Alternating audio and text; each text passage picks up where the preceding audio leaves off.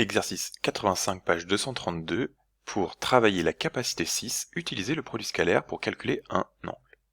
Et donc, première question, on a besoin des coordonnées du vecteur DE, je les calcule, les coordonnées du vecteur DF, je les fais directement, les coordonnées du vecteur EF, et les coordonnées du vecteur ED. Alors, ED c'est l'opposé du vecteur DE, et donc je vais regarder l'opposé des coordonnées pour trouver les coordonnées du vecteur ED. Et donc, première partie, vecteur DE scalaire, vecteur DF, on trouve 8.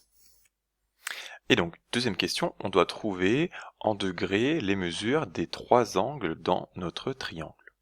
Ici, on va utiliser donc la formule avec le produit scalaire qui fait apparaître l'angle, et en isolant le cosinus, on va pouvoir trouver à l'aide de la fonction cosinus moins 1, donc c'est la fonction réciproque arc cosinus, on va pouvoir retrouver notre angle. Ici, on voit qu'on a besoin de la norme des vecteurs, donc j'utilise la formule pour calculer la norme d'un vecteur, c'est la racine de la somme des carrés des coordonnées, donc 0 au carré plus moins 4 au carré, ça va faire 16, racine de 16, ça fait 4, etc., etc.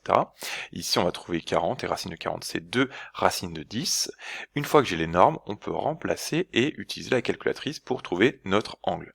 Même chose pour l'angle DEF, donc DEF. Ici, on trouve aussi 72 degrés, puisque en fait, on remarque que on a un triangle isocèle. La longueur DF et la longueur EF, donc EF et DF, sont égales, et donc l'angle DEF et l'angle EDF vont être égaux. Pour le dernier angle, on peut utiliser le fait que la somme des angles d'un triangle mesure 180 degrés, et donc 180 moins les deux autres me donne la mesure en degrés environ du dernier angle.